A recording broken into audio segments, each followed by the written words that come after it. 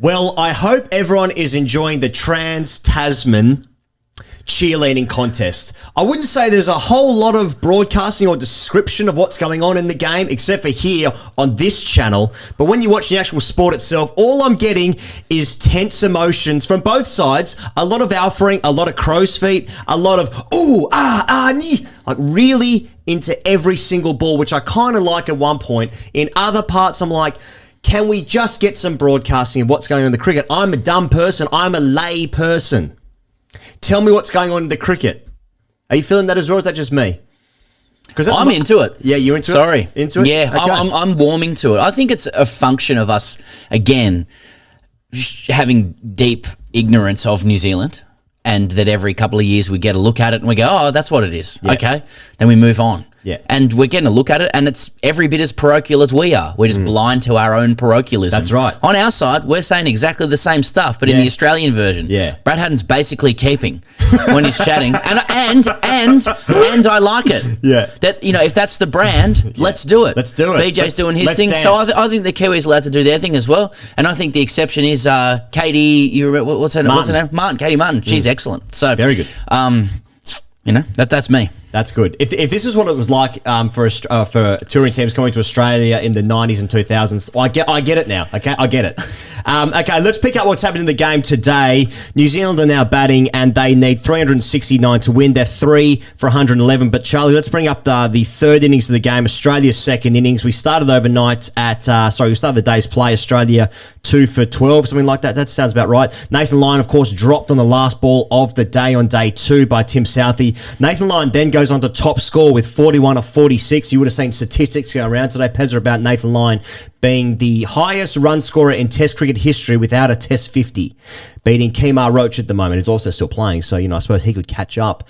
Though it's a weird stat to try and catch up without scoring bulk runs, i.e. 50s and 100s. Anyway, Cameron Green made 34, Travis Head 29, Stark, the only other guy to make a double figures with 12. Sorry, Usman Khawaja made 28. What am I talking about? To the bowling card, after Australia was all out for 164 in 51 overs, Southey 2, Henry 3, Glenn Phillips 5 for 45, and don't the boys love it? If I'm a Skeleton fan right now, if I'm made purely of bones, I'm enjoying that day out. Then we go to the final innings of the game, that meaning New Zealand need 369 to win as we look at the scorecard. Latham the first to go from a half tracker, caught behind off the bowling of Lyon by Carey. Then Kane Williamson out by Lyon again, caught by Steve Smith, and then Travis Head, the bin lid, gets Will Young. So that's 3 down. The current partnership is worth 52 with Mitchell and Ravindra at the crease. Ratchan Ravindra 56 red. A tribute once again to Ra, the sun god, and of course Pezza, the restaurant Chin Chin. Correct, a portmanteau.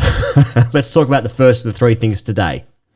Australia, subpar today, I'd say. Australia's had a subpar day. I think the only thing that is stopping me from saying that they were fucking dog shit today is that they are so far ahead of the game. That's the only thing. But it's a subpar day for Australia. There is no way that it's a 164 deck with Glenn Phillips taking 5 for 45. It ragged a bit. Ragged a bit. Was ragging a bit. Yeah. But I agree with you. I think the batting display was sloppy. I think it's been sloppy for a little while. Would you say it was piss week? No, I wouldn't. Okay. But I do Just think sloppy. there was a number of piss week dismissals. Okay. It had a lot of early tea time golf about it. Yes. In its defence, it might have had a lot of there's some weather coming in about it. Okay. Let's Which will get affect the tea times. Let's get ahead by enough runs that we can get the ball in hand, mitigate the weather, get an early tea time down the South Island, get ourselves down to Christchurch there. So. And as a result, they opened the door to New Zealand. Perhaps, again, if you're being positive about it, perhaps the carrot needs to be dangled to take the 10 wickets on a deck that appears to be flattening out. Also, credit to Glenn Phillips, who bowled really well. It's not just part-time. There was good energy, good control. You could see, although Lyon got it to do a little bit off the deck, he couldn't get it to do as much as Glenn Phillips did, which underscores how well Glenn Phillips bowled. Nathan Lyon is one of the best tail-enders I've seen. I think that's fair to say. He did throw away his 50 today, so that is worthy of deep criticism. But we're lucky to have him. I mean, we are lucky to have him. There's a guy who he bats with responsibility when needed, and he can be aggressive when needed. Yeah. And we really needed those runs. I mean, you know, the Aussie team is getting saved by the bowlers with the bat regularly. Yeah. And a number of dismissals today were pretty ordinary. Yeah. You know, I mean, do you single guys out? You don't need to, because there are probably 3 or 4 who play shots that you go, what are we looking at? Is it? Yeah. It's complacency. It's slop. Yes. It was slop. It's not something. You know, they just have this quality, the Aussie team, where like we laud their relentlessness with the ball so often, and the batting is the opposite. You know, they just don't appear, at least recently, to have that quality of batting teams out of the game when it's there. Like, they did have the opportunity to kill the game today and render it a 2 results prospect. If New Zealand do chase this, and the fact that I'm even raising that is, you know, I guess testament to how poor Australia was today. Yeah. It would be one of the all-time chases. We're talking history and all that sort of stuff. Australia probably are too far ahead, but there was no reason to get out for 164. I think they had judged the conditions to be like such that, you know, if Glenn Phillips is taking wickets, there's either one with your name on it, so you better make your runs quickly. But as New Zealand showed with the bat, that's not the case. A little bit of application, basic stuff. I thought Australia missed a chance to knock New Zealand out of the game today. There's something about New Zealand's fielding as well, both in the T20s and this game. They've been terrible in the field. They dropped 4 catches in this innings alone. Charlie, can we just bring up the scores again for the Australian second innings? Just want to highlight the dismissals of Khawaja, Head, and Carey, all left-handers, all out to Glenn Phillips, and the scores against their name. So Khawaja got himself in a bit of a rut where he tried the reverse sweep a couple of times, played and missed, and then just ran down the wicket wildly and just seemed to completely lose his head and was stumped by Blundell. And then we go down to Travis Head, who's on 29. He'd been batting with Cameron Green at the time. Their partnership seemed to be moving on quite quickly after the lunch break, and then he just bombs one. He tried to bomb one, which is how he plays, I suppose. Take the rough with the smooth, etc., and then just chips one down to was it Kugeline? Yeah, down there off Phillips again. And then Alex Carey, there's 2 catching covers and a sweeper, and he bowls a half volley, and then he just underarms it to Tim Southee at cover. Weird execution and half volley. It's the same as the first innings as well. Yeah. You know, he seems to have this approach now of just, you know, it has that kind of it's just my game energy. I mean, you saw with the first ball that he faced where Ratchan Ravindra bowls him a full toss, and he's already decided he's going to sweep it, you know, when it should be in the car park. But clearly he's in his head, that's just his game. That's how he plays. It's the same with his cover drive. They literally stack that offside field. Yeah. He's a compulsive cover driver, and he's just fallen into the trap twice in this game. And look, it's a hell of a cover drive to watch. You know, there's shapes that it makes are worthwhile. Yes. But again, it put Australia under a lot of pressure. It was soft. It was soft. It's weird because I feel like when given the direction the ball was spinning, being an off spinner away from the left-handers, Alex Carey is one of the best reverse sweepers. Same with Usman as well. And just because like they've just played and missed, and they just executed poorly a drive. It just had that air of like.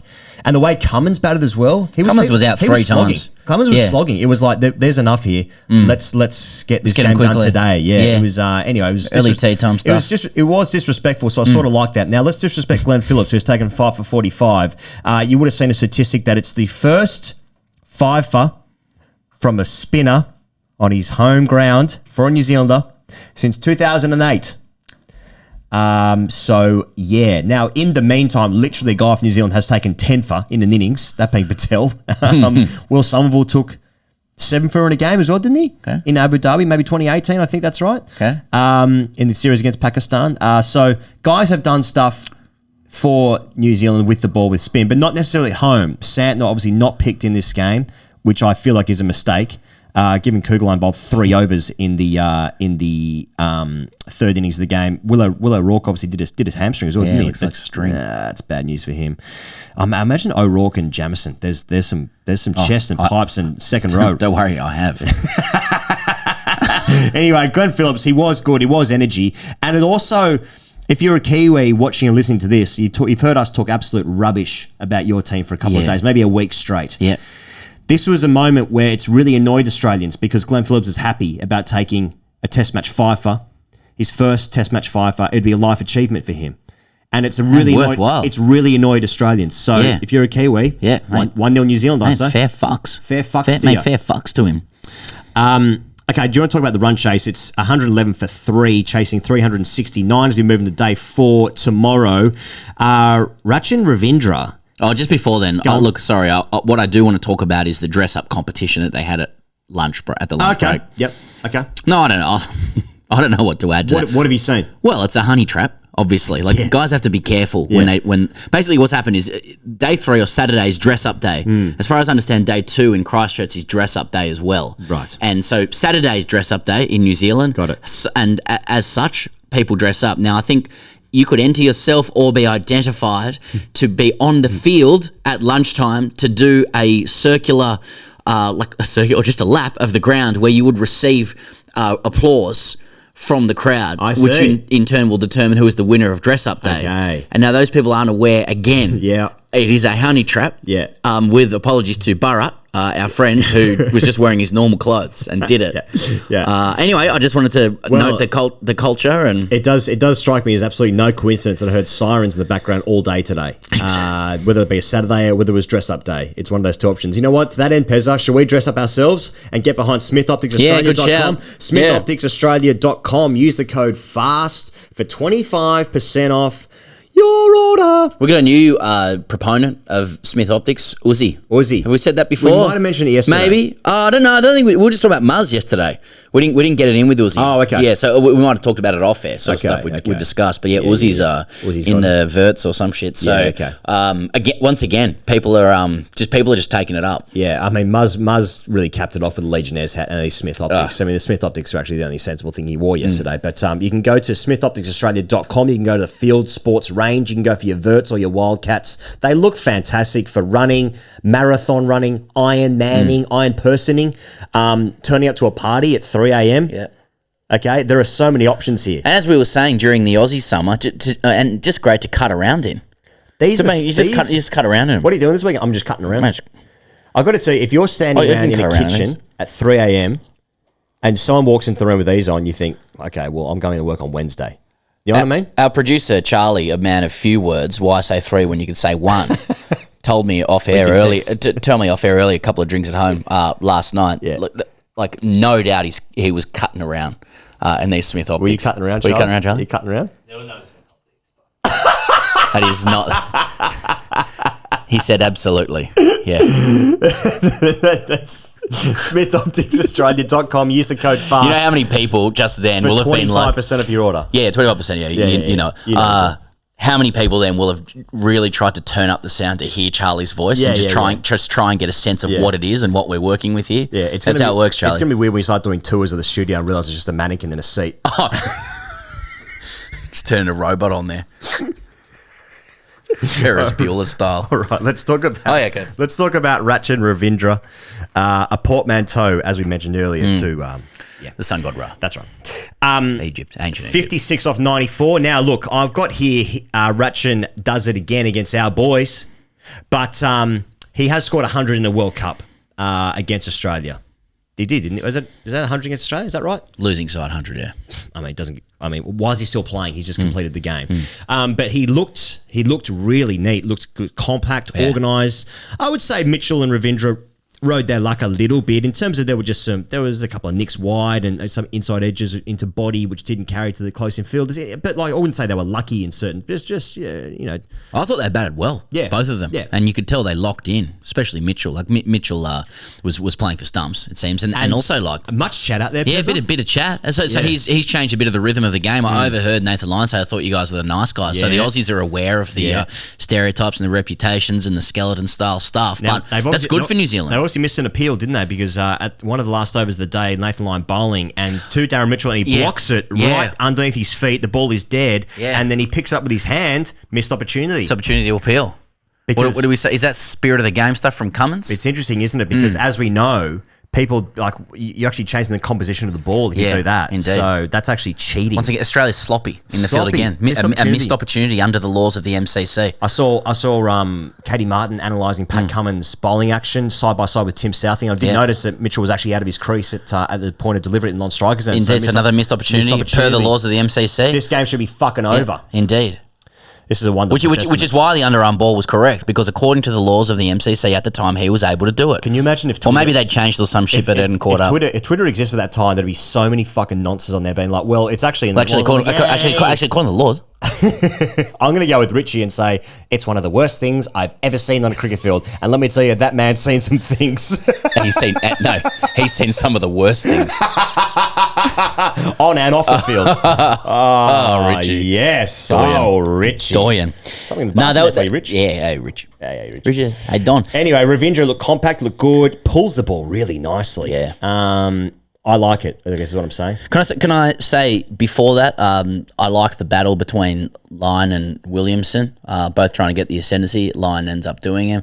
Steve Smith takes the catch, and then Will Young, who battled hard as he did in the first innings, but without too much success in the end, he departs after a great catch from Steve Smith. Yes, going the other way, and it's a great opportunity for those who fielded in the slip to say, well, actually, when you do expect them to go to the right, so when they go to the left, it makes it a better catch. Yeah. I just wanted to where are Smith's mitts in the annals of mitt history in Australian cricket? Good question. Okay, because that is a great catch. We've seen the statistic of Ricky Ponting 196 catches for Australia.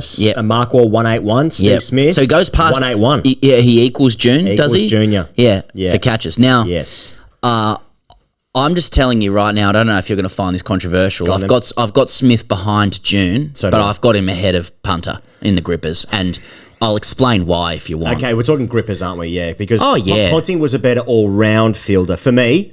Yeah, all three. As in direct hits. You got to factor all of it in. I think people are sleeping on Smith as an all-round fielder because he can ride the boundary as well. Yeah, Ponting didn't have the chance to field in the hot spot at long on, during a T20, for example. I know Jonty Rhodes was he was the OG great fielder. Dean Jones was a very good fielder, but Jonty Rhodes became like the he was a ring fielder. He was probably OG ring fielder. But I feel like Ponting fucking invented throwing the stumps down from everywhere. So that's I've got Ponting at backward point before I have Ponting at 2 or 3. I'd agree with that. Yeah, early Ponting fielding, and then I feel like Andrew Simon's almost elevated because of the weaponry of the arm. But you can't respect.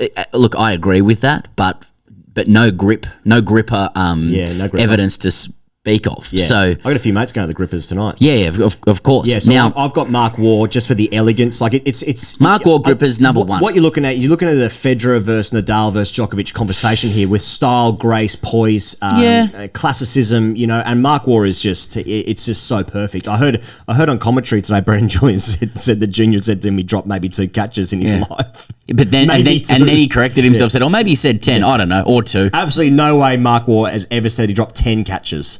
Well, that's right. I think someone on the internet then put together a compilation of his drop catches. That's how it works. Yeah, that's exactly how it works. But I've got Smith ahead of punter in the grippers comfortably because I think what I have here, I was just like because I write these things down. Yeah. Ponting didn't slip to a spinner. For one. No, he didn't. He's purely in the grippers for quick bowling. So you don't see how it is with spinners. Whereas Steve Smith has taken a lot of catches off Nathan Lyon and taken a lot of catches that I reckon other blokes wouldn't take. Does Bancroft take that one today? Interesting thought for those who are on the non-Bancroft train at the moment. Yeah. I think they're just about equal for how they catch off quicks. Yeah. I maybe even Smith ahead of that. But I've got Junior ahead of both. I've got Steve Smith in my head dropping more catches than Ponting, but I don't know if that's right. Now, someone that was like a generation before us would say, well, Greg Chappell was just the best ever. So and you're also talking Mark Taylor, but Mark Taylor's at 1 exclusively. Yeah. It's exclusive 1 fielder. And so he probably doesn't have the range. He's got a lot of Shane Warne going with the spin nicks, you know what I mean? Yeah. A little bit more simple. A little bit. It's harsh, but I'm just saying. Let us Specialist first slipper. Let us know your top 50 in the comments below. Anyway, I just want to talk about annals of mitts. Okay, just previewing, I suppose, day 4. New Zealand could do it because they're literally playing a game of cricket and there's 2 teams competing. One team will win the game, another team will not win the game. I suppose a draw is also possible. Weather. On weather and they're talking weather. And water and earth. Wow. And common stuff. And Captain Playing with his exactly. brain. Yeah, that's right. When will the game be over? I suppose is what I want to know. New Zealand aren't going to win this game, right? Yeah, be over like drinks after lunch, and Yeah. Australia has won the game. And we'll be annoyed that they haven't won the game by 300 like they should have done. Yeah, well, I do think that Mitchell and Ratchin Ravindra are like huge keys to this. I feel like they're locked in. Glenn Phillips, I just feel like, I mean, these two are going to have to make 150 each. It's a long tail as well. But they could do something special. Yep. You know, they look like they're quality class players. Yeah. So. Hashtag Ask TGC comes in from Abhinav Kapoor 8945. Thank you. There's 8945. Hashtag Ask TGC. Something which amazes me is that there is virtually no mention of the captain of the 2015 World Cup winning team, the New Zealand defeating team, Michael Clarke. Considering he is such an important figure in the Australia-New Zealand rivalry, in general, one feels that he is not spoken about enough when we talk of Australia's domination. Now, I have a question for Abhinav. What is the Australia-New Zealand rivalry that he speaks of? What's that? I've never heard of it before. He does. It is true that for the amount that Michael Clarke has achieved, he's essentially been erased from public conversation over his achievements. Yes, he averaged 50. He scored 300 in a home test match against India at the SCG. He won a home World Cup. In many ways, he united the nation as the captain of the side post the death of one of his best friends, Phillips Hughes, and the grief that surrounded it. He united cricket across Australia, and his leadership was sensational. No one ever speaks about him. You don't see Cricket Australia like putting together compilations of his great innings in order to, glean views and to build the brand and reputation of the baggy green. You know what I mean? I don't know why that is. What is that? A brilliant player to watch. Classic. It just makes you wonder. Had he done more against New Zealand in the rivalry, maybe we would respect him more. Maybe that's what that is. I don't know what it is. Let us know when let us know what your thoughts are in the comments of that. We'll be back to wrap up this test match on Sunday, on your Sunday tomorrow. See you then.